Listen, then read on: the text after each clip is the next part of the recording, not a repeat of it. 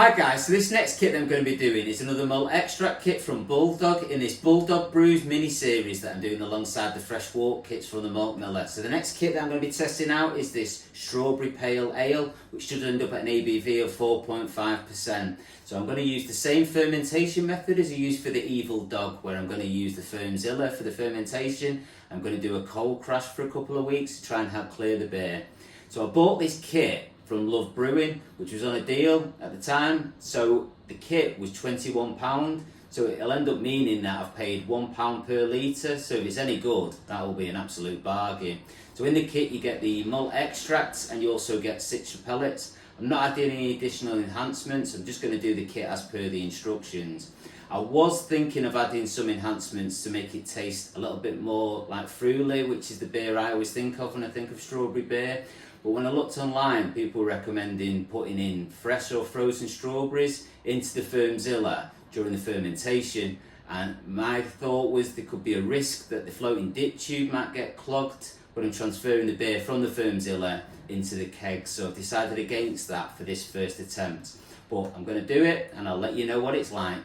So for fermentation on this kit, I've just done it as per the instructions. So what I did is I added the malt extract to 3 litres of boiling water. Then I put 17 litres of tap water into the Firmzilla. I did add a Camden tablet just to make sure I cleared out all the chlorine. But apart from that, I've just done it as per the instructions. Then I got it up to temperature before adding the yeast. Temperature I've set this first stage of fermentation at was 19 degrees, where it's taken 6 days to get to just over 50% attenuation.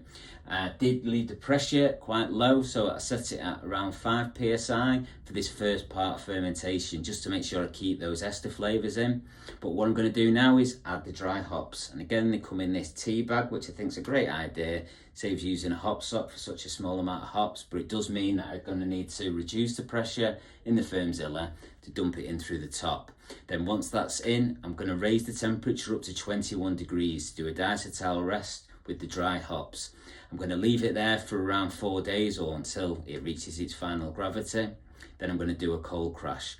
The reason I'm going to increase the pressure up to 15 psi is to create that last bit of CO2 that I'm going to use to carbonate the beer during cold crash. So as you can see on the strawberry pale ale profile recorded on the wrap pill, the fermentation took roughly 8 days, which included the temperature increase for the diacetyl rest. The final ABV ended up higher than stated on the box. It ended up at an ABV of 4.78. So I did do the 2-week cold crash, and then I'd left it to condition for about a week because I needed to get it on after doing the closed transfer into the 2 10-litre corny kegs. And I did put it onto CO2 in the serving fridge, where I've left it for about 6 days at 2 degrees on 12 psi. So I'll tip one out.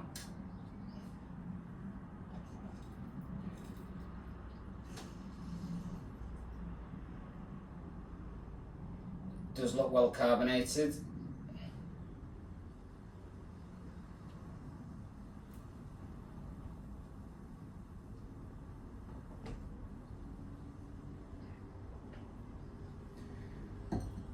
Tip it into one of the Leffy glasses. It's not a strong one, it's only a 4.5%, so it's a good session beer, I suppose. Let's have a look at the colour. It's not clear even after the 2-week cold crash. It looks nicely carbonated. It's a nice amber colour. It looks like a lovely head on it. So, on the nose, you can smell the strawberries, and I think you can smell the citra. Doesn't smell very malty, but then you wouldn't expect it from this style of beer. Let's give it a taste.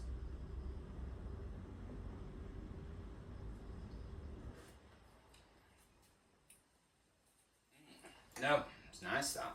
Nice.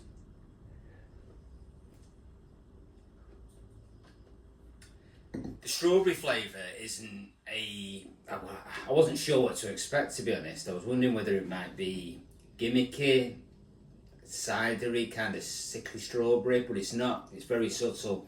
So it's a good body of a beer with a slight strawberry flavour, and the time of filming this, it's the end of May and it's starting to get warm. We're having a bit of a mini heat wave.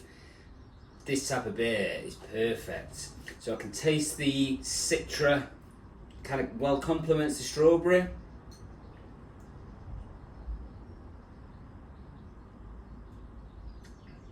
It's very light. That carbonation is great. Using the Firmzilla, when you use the final stages of fermentation to create that final CO2 and then use that to carbonate the beer, gives you those nice tight CO2 bubbles, which I think is great in these beers, and it's one of the main benefits I think from using a Firmzilla over using, you know, a bucket fermenter and then trying to force carbonate in the fridge. No, it's really good there. It's, yeah. I think if it was winter, it's probably a little bit light.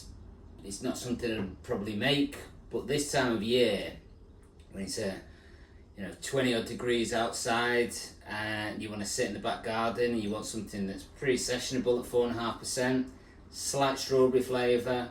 It's got that slight bitterness. It's got that citrus flavour from the citra. Yeah, it's a good beer, this. And the £21, it was on a deal from Love Brewing, to say at the beginning of the video. So I've really ended up paying £1 a litre for this. But I think normally it's about £26, so even at that, it isn't much. And I haven't added any additions to this. So I've added no additional hot pellets or anything, because I wasn't sure what to do to add any enhancements really. Thought I'd just keep it as per the instructions. And I think that's a really good beer. That price, yeah, definitely a great summer beer. Yeah, definitely recommend it. Well, I hope you join us for the next one.